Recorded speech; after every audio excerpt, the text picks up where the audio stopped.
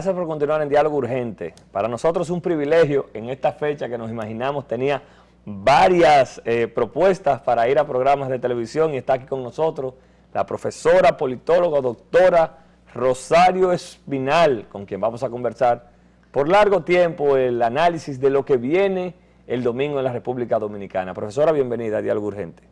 Un placer estar aquí con ustedes en esta mañana. Bueno, Colombia, de lujo, ¿no? Y nosotros sí, muy complacidos, es una gran oportunidad de una persona que ha seguido el proceso completo, vamos a decir, y que hemos tenido la oportunidad de verla en distintos foros, expresando el momento particular en el que en esa condición específica se estaba viviendo, y ya a unos 3 días de las elecciones, 4 días, qué bueno tenerla aquí como politóloga con experiencia en distintos procesos. Hemos visto todo el escarceo que ha vivido la Junta Central Electoral por esto del escrutinio manual, electrónico, y precisamente la visita esta semana de 6 precandidatos a la Junta, de la cadena humana ayer, todo lo que el magistrado presidente ha tenido que salir a decir en medio de su apretada agenda. ¿Qué tanto usted cree que esto pueda influir en quizás un proceso tortuoso, distraer la atención de la Junta, o todo va a pasar bien? ¿Se había vivido esto en procesos anteriores, aunque no con el mismo tópico de conteo electrónico? Yo creo que todo va a pasar bien, es normal, incluso poco ha pasado en estas elecciones. Hay elecciones pasadas donde los conflictos eran mayores. Es normal que surjan tensiones aquí, a pesar de que llevamos casi 40 años, si contamos desde el 1978, de elecciones, pues todavía no hemos llegado a unas elecciones en que todo marche tranquilamente en cuanto a las disputas electorales se refiere. Pero yo creo que todo va a salir bien, o sea que aquí no va a pasar nada del otro mundo. Y yo he visto algunos artículos o comentarios de que se va a generar una crisis constitucional o no sé qué, no, electoral. No creo que va a pasar nada de eso.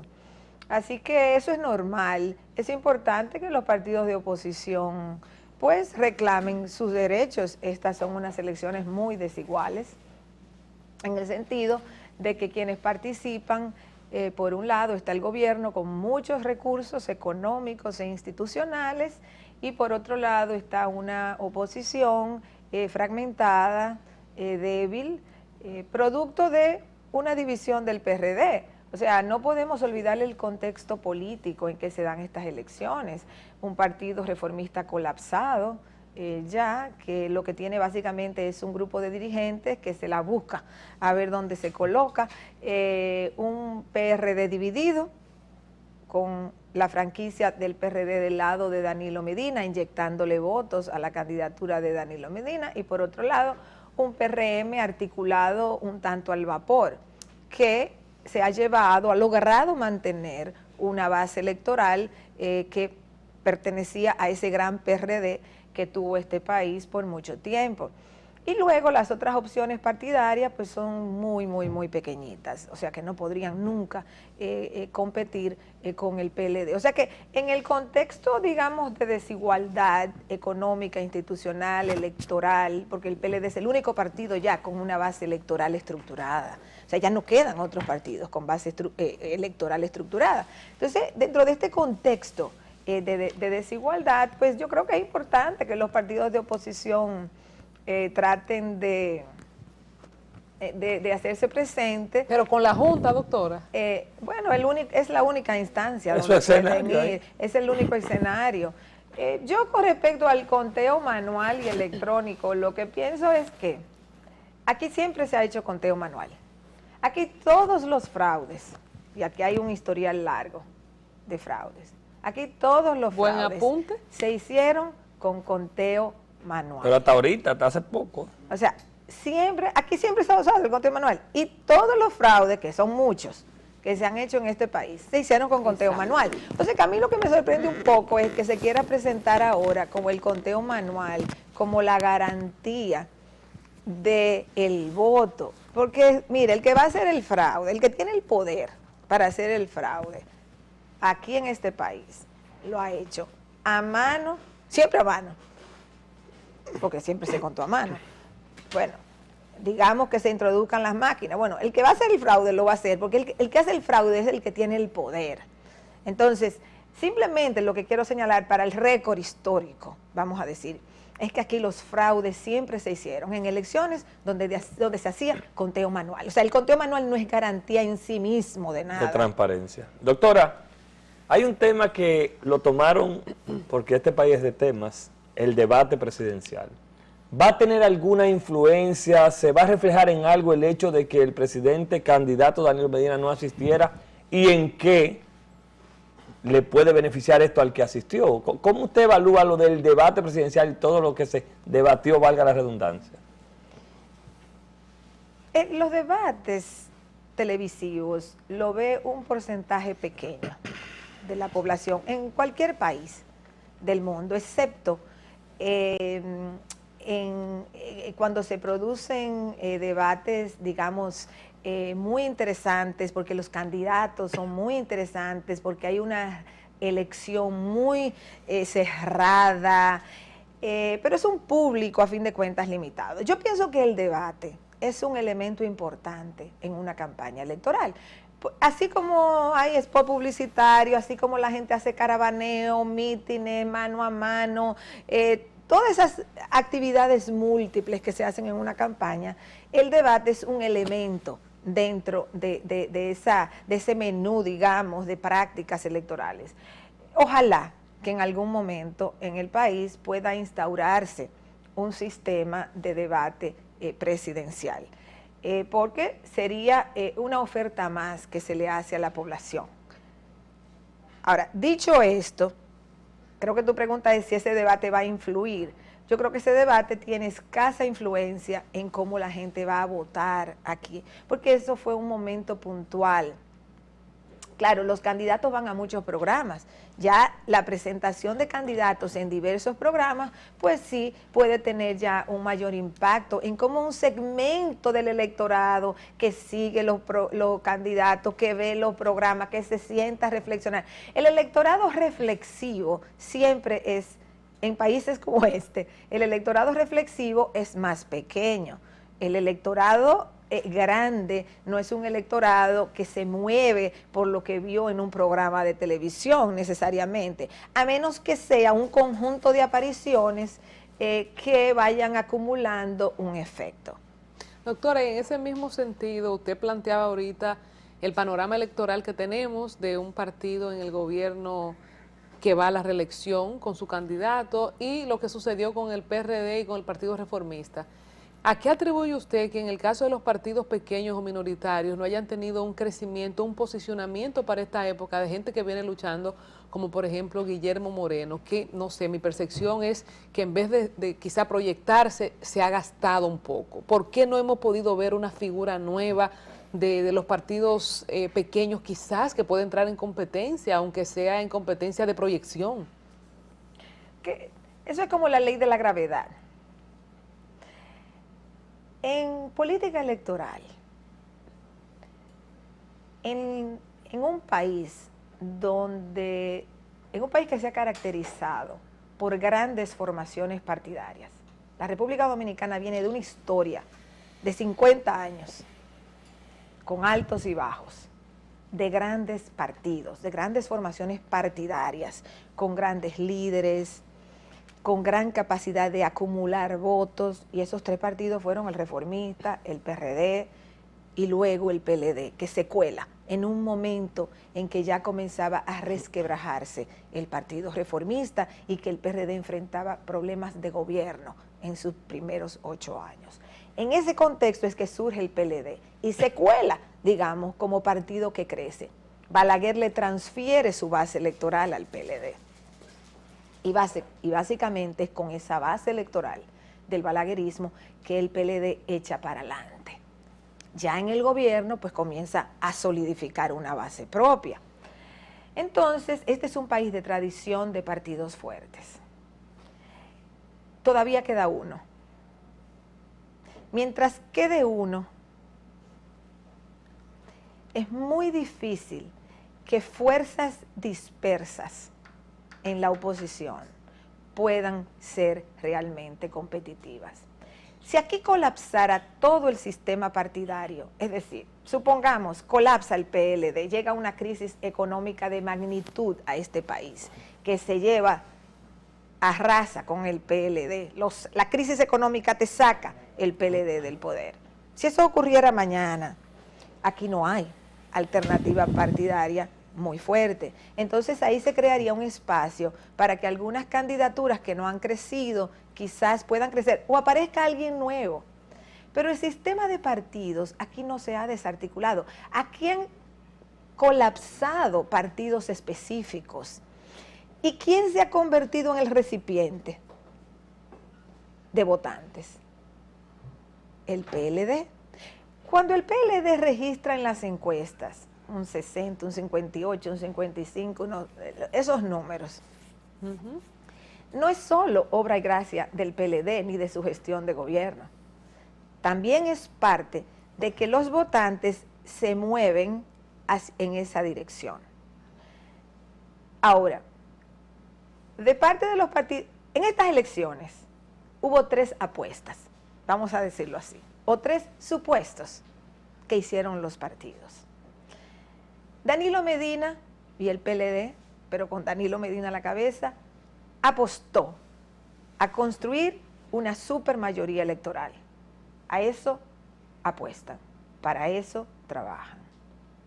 El PRM apostó a que los votos nuevamente se polarizaran, como históricamente se ha dado aquí, excepto en un periodo en los 90, que habían 3 partidos, pero normalmente en la historia político-electoral dominicana se polarizan. El PRM apostó a la polarización, a poder captar los votos PRDistas y que se polarizaran las elecciones y los chiquitos se quedaran siendo chiquitos. Pero el PRM en esa apuesta perdió una cosa de vista, que es donde está el principal fallo de su campaña. Y es que el centro de la campaña del PRM ha debido ser aglutinar la base electoral PRDista. Ellos no debieron desgastarse tanto en que si la visita sorpresa, en que si la no sé cuánto, o sea, el gobierno está en lo suyo. La apuesta del PRM debió ser, vamos a buscar los votantes PRDistas para que no se nos vayan a votar por Danilo. A propósito del PRM, vemos consistentemente encuestas que sitúan a Luis Abinader 30, 35, 32. ¿A qué usted entiende se debe que, con todo y que el gobierno tiene un desgaste natural, con todo y que el PLD, hay una gran parte de la sociedad que está harta del PLD, ¿a qué se debe que no ha podido Luis tener ese empujón final? ¿Qué usted entiende ha pasado allí? Ok, voy a esa pregunta ahora porque quería terminar con cuando los 3 termine, supuestos. perfecto. El PLD, Danilo apostó a la supermayoría, el PRM apostó a la polarización del voto con un voto concentrado, que es lo natural que ocurre en la República Dominicana, que se concentra el voto, y los partidos minoritarios apostaron a la dispersión del voto, es decir, a que el desencanto con el PLD, con el PRD, con el PRM, con el Reformista, en el desencanto con todo el mundo, llevara votantes a las opciones minoritarias. Entonces, esas son las 3 apuestas que hay, que los mismos partidos hicieron. El domingo sabremos cuál de esas apuestas ganó, no me las invento yo.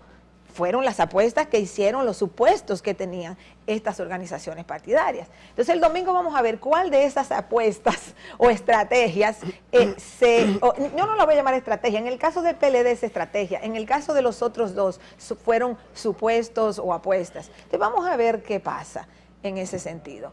No sé si hay tiempo para responder tu pregunta claro. ahora. Bueno, en el caso de tu pregunta, ¿qué pasa con el PRM? Que según las encuestas no ha podido sobrepasar ese 30 y algo. Yo pienso que ahí lo que ha pasado es que ellos debieron tener como estrategia de campaña, y repito lo que dije hace un momento, aglutinar, energizar la base electoral PRDista. Porque el PRD ahora mismo trabaja para Danilo Medina. O sea, el PRD está totalmente dedicado en los últimos meses a llevarle a Danilo votantes PRDistas. El desafío del PRM para poder crecer era buscar los votos PRDistas, porque no hay muchos votantes más. O sea, aquí hay votantes PLDistas y votantes PRDistas. no hay más, o sea, los votantes son, hay un número definido, o sea, finito, digamos, hay un padrón electoral. Y en ese padrón electoral hay un segmento que vota, no, alrededor del 70% vota en elecciones presidenciales y ahora van juntas. Vamos a estimar que por ahí ande la participación electoral, porque por ahí es que siempre anda al nivel presidencial. Un 70% vota, otro 30% no vota, y ese 30% no vota no necesariamente porque esté en contra de los partidos ni en contra de la... No vota o porque está fuera del país, o porque no pudo ir a su pueblo a votar, o porque le dio un dolor de cabeza, y un grupo porque no quiso, simplemente. Entonces, dentro de ese 70% del padrón que tiende a votar en elecciones, la inmensa mayoría vota por grandes partidos. Esa es la historia política electoral dominicana. Yo no me la estoy inventando, eso es lo que ha pasado. El que quiere estudiar, que lo estudie. Entonces aquí se produce generalmente la concentración, no la dispersión del voto. Y ese es un serio problema que tienen los partidos minoritarios, porque los partidos minoritarios siempre están apostando a que aquí se va a dar una migración de los partidos grandes a los partidos pequeños. Y por eso cuando llega el día de las elecciones vuelven ¡vup! Y sacan pocos votos, porque eso es muy difícil, convencer a los votantes de que dejen las grandes opciones para ir a las opciones pequeñas. Y eso tienen que reflexionarlo los partidos pequeños. No importa las ideas que tengan, puedan tener las ideas más lindas o las ideas mejores. No es una cuestión de la idea, es una cuestión de hacia dónde se mueven las grandes masas votantes. Entonces, ¿por qué el PRM no ha podido acercarse al voto natural del PRD? Si tomamos como referencia el 2012, el PRD sacó un 47%, ¿dónde está? Porque hace 4 años, ¿dónde está ese 47%? Bueno, el PRM parece haberse llevado un 30 y algo, según marcan las encuestas. El otro parece que el PRD se lo va a llevar a regalárselo a Danilo Medina, o habrá un segmento que no va a votar o que va a votar por una opción minoritaria, pero ya hay una dispersión de ese pequeñito porcentaje. Entonces, por eso yo digo que si uno hace una lista de lo que han sido errores de campaña, viendo cada organización política, yo diría que en el caso del PRM ha sido que no se enfocó lo suficiente en aglutinar y en energizar la base electoral PRDista, que en el 2012 fue y le dio 47% de los votos a Hipólito Mejía. Ahora bien, aclaro, no era una tarea fácil para el PRM, porque el PRM viene de una división, es un partido creado al vapor, rápidamente. Primero tenía que enfrentar problemas internos, de cohesión interna. Luis Abinader es un candidato que hubiese sido bueno en un partido estructurado, pero no es tan bueno en un partido que tiene que desde abajo comenzar a aglutinar, porque su fuerte no es el magnetismo carismático. Por ejemplo, Danilo Medina no tenía un magnetismo carismático en el 2012, pero lo llevó al poder un partido en el poder, con Leonel Fernández de presidente. O sea, Danilo Medina tenía una estructura, una plataforma partidaria fuertísima que lo lleva al poder.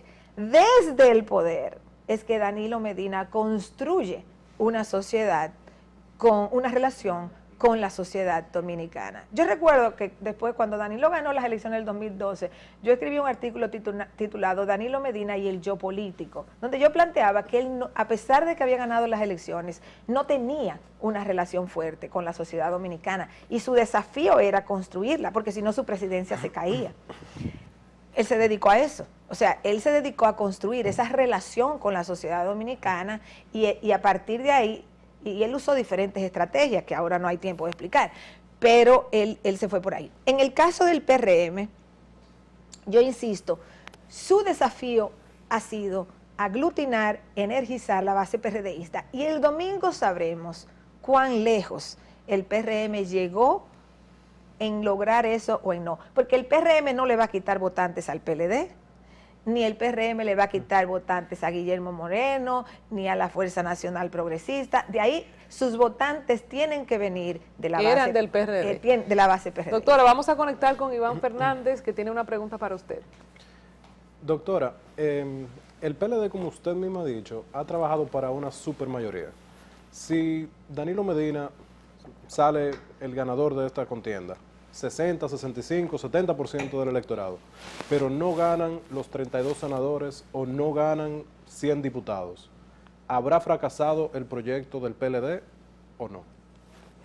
Mira, si el PLD gana esa supermayoría, casi, digamos, a lo que ellos se han querido acostumbrar, a tener el absoluto control del Senado y una mayoría en la Cámara, si el PLD gana todo eso, es increíble, porque la gente está harta de todos esos senadores y de muchísimos de esos diputados, de todo eso que van repostulados. En realidad, mucha gente quisiera que no fueran ellos.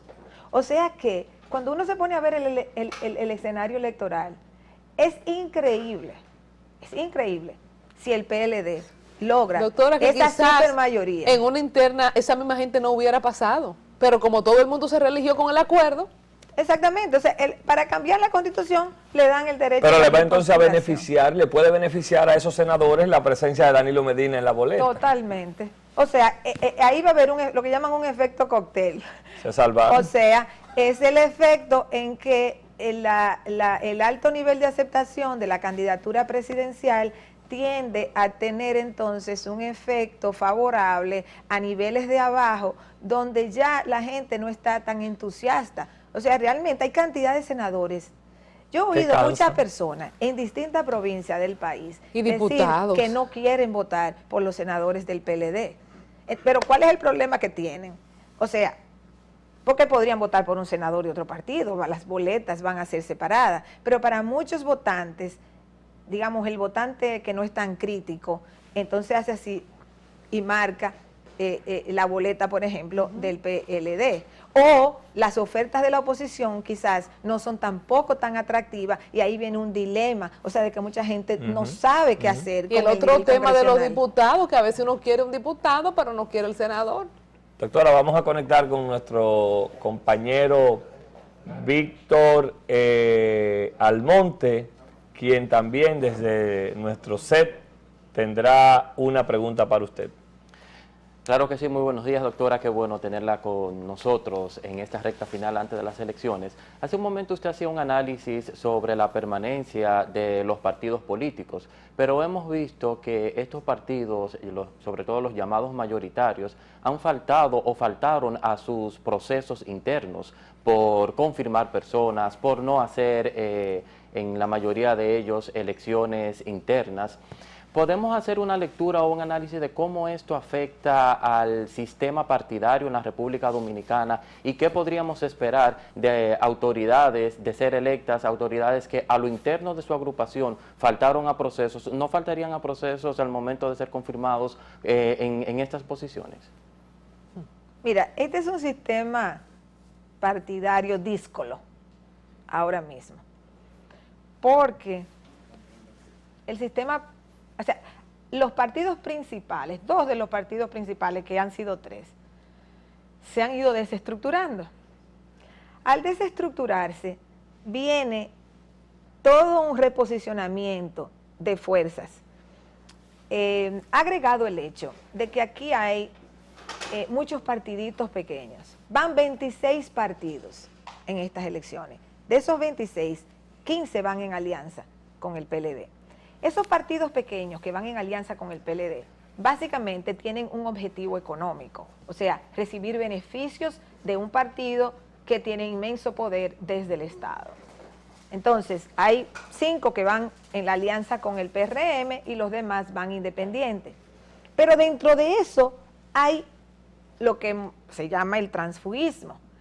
Por otro lado estaba la reelección, donde había que asegurarle a todos esos diputados, senadores y demás una repostulación para que votaran a favor. Luego está el acuerdo del PLD con el PRD para que apoyara la reelección y a cambio de también asegurarle sus diputados y demás, y alcaldes y demás funcionarios electos. Entonces, estamos en un sistema de partido de transacciones políticas. Wow. Es un sistema político de transacciones políticas que es muy distinto a un sistema partidario donde hay claras definiciones y claros posicionamientos partidarios. como estamos en un sistema de transacciones políticas en todos, en los grandes, en los medianos, en los minoritarios, porque lo hemos visto en los minoritarios también, una gente se sale de este y se va de candidata en aquel, o allí se alían personas que no, o sea, partidos, o sea, se han aliado arriba y abajo, o sea, en el medio, arriba, agrupaciones abajo, que no tienen nada, o históricamente no tenían nada en común. Entonces, lo que predomina ahora mismo son las transacciones políticas, y eso es muy distinto a un sistema partidario donde hay definiciones partidarias, o sea, tú eres tal cosa, y hay una masa electoral. Entonces, tú no tienes que hacer tantas transacciones entre partidos. Siempre se da un cierto nivel de transacciones interpartidarias, pero el nivel de transacciones inter e intrapartidarias ahora es grandísimo por los objetivos que tienen, o de mantenerse en el poder en el caso del PLD, o de ascender y llegar al poder en el caso de la oposición. Doctora, ¿cómo entender, ya yéndonos a algo específico? Ayer se publica una encuesta en el Distrito Nacional específicamente, donde el presidente Danilo Medina sale muy bien posicionado, el senador Reinaldo Pared muy bien posicionado, el alcalde Roberto Salcedo un empate técnico. ¿Tiene alguna explicación lógica a estos resultados? ¿Hay algún fenómeno? Hablando de cócteles. ¿Pudiera darse eso? ¿Qué usted entiende o qué usted interpreta de ese resultado? Mira, yo creo, y no he visto los números específicos, pero yo vi el reporte, por ejemplo, de la encuesta Marpen SIN en televisión el lunes. Según yo escuché, el margen de error para los niveles provincial y municipal es el doble del margen de error. El margen de error en la encuesta para el nivel presidencial es 3%. Según ellos dijeron, el margen de error para el otro nivel, municipal y provincial, es de 5.9, o sea, el doble del margen de error. Podría deberse al margen de error, porque también escuché que la muestra fue de 1.200 personas. Una muestra de 1.200 personas alcanza para hacer bien una encuesta nacional, pero no alcanza para hacer bien una encuesta a nivel, o sea, si la muestra es de 1.200 personas a nivel nacional, esa muestra, y por eso el margen de error es más alto, no te permite decir algo con mucha precisión a nivel municipal y provincial. No sé, yo no conozco lo interno de la encuesta, pero podría ser esa una explicación de que hay un margen de error amplio. Para tener una encuesta buena a nivel municipal o a nivel provincial, hay que tener una buena muestra a nivel municipal o a nivel provincial. ¿Qué es una buena muestra a nivel municipal? Bueno, por ejemplo, toma el Distrito Nacional, que es un nivel, ahí hay alcaldía, o sea, hay un nivel municipal. Estamos hablando de ¿cuánto? 500,000 votantes, más o menos, en el distrito. Bueno, tú necesitas una muestra igual a la nacional, porque no es que porque 500,000 es menos que 5 millones, tú la puedes hacer con 200 personas. No, o sea, tú tienes que tener una representatividad igualmente válida de 500,000 que de 5 millones. O sea que tú necesitas una muestra mínimo de 700 a 800 personas en un municipio para poder tener un resultado certero de ese municipio. Yo creo que el único partido que tiene muestras y datos precisos a nivel provincial y municipal es el PLD, porque el costo de hacer eso es inmenso. Ningún periódico te va a hacer una buena encuesta, porque es muy cara, a menos que la paguen empresarios o políticos y no quieran salir ellos a dar la cara, pero las encuestas son tan caras prácticamente hacerla. Bueno, no son tan caras en el sentido de que el desplazamiento es menor, tú estás concentrado en un espacio geográfico más pequeño, pero son caras como quiera. Entonces, aquí probablemente el PLD es la única institución que tiene encuestas buenas a nivel provincial y municipal. El problema con esas encuestas es que esas encuestas son privadas del PLD, no son públicas y incluso si ellos las sacaran no fueran creíbles porque las saca un partido. Entonces nosotros realmente no sabemos más que al ojo cómo pueden andar las preferencias a nivel provincial y municipal. Doctora, tenemos ya que despedirnos, pero no podemos desaprovechar su presencia, dado que no la vamos a volver a ver antes del domingo, para hacer quizás esta proyección según su juicio, qué pasará en el PLD después de Danilo, cómo se ve el panorama después del 15 de mayo. Y la inclusión de Leonel ahí mismo también. ¿Cómo se ve? ¿Qué va a pasar? ¿Viene una figura nueva? ¿Vuelve Leonel? ¿Sigue Danilo? ¿Otra reforma? Ustedes se desesperan mucho porque primero Pasamos hay el que domingo. pasar las elecciones y después dar un tiempecito de espera, porque yo no creo que al Que día usted se nos va después. díganos No, yo voy a algo. estar por aquí un tiempo, o sea que más adelante podemos hablar de eso, porque también muchas de esas cosas dependen de cómo es el resultado electoral. ¿Y qué usted rapidito ahí, qué usted visualiza? Porque usted la veo como tímida, una señora que siempre habla, ¿qué puede pasar? ¿Va a haber segunda vuelta? ¿Hay escenario de eso? No, o sea, yo tengo meses. Sobre escenario de segunda vuelta, yo tengo bastante tiempo diciendo que aquí no hay escenario de segunda vuelta. Yo no digo que no suceda, porque todo puede suceder, somos seres humanos los que votamos. Las encuestas a veces se pueden equivocar. Generalmente las encuestas se equivocan cuando las elecciones son muy cerradas o cuando hay tres fuerzas, entonces ya hay tres fuerzas que marcan una segunda vuelta. En este país, o sea, objetivamente, no es porque yo quiera o no quiera, porque a veces la gente me malinterpreta y me acusan de que si yo estoy de un lado, yo no estoy de ningún lado. Yo trato de hacer un análisis de lo que está pasando. ¿Que me pueda equivocar? Claro que sí, soy humana, pero con las características objetivas que yo tengo para hacer un análisis, realmente yo no encuentro por dónde yo puedo decir que aquí se va a dar una segunda vuelta, a menos que ocurra algo totalmente inesperado en los próximos 3 días. Muchas gracias. Bueno, no me dijo nada, pero ya se nos fue el tiempo. Cuando usted Rosario. vuelva nos dice si Leonel vuelve o no. Gracias.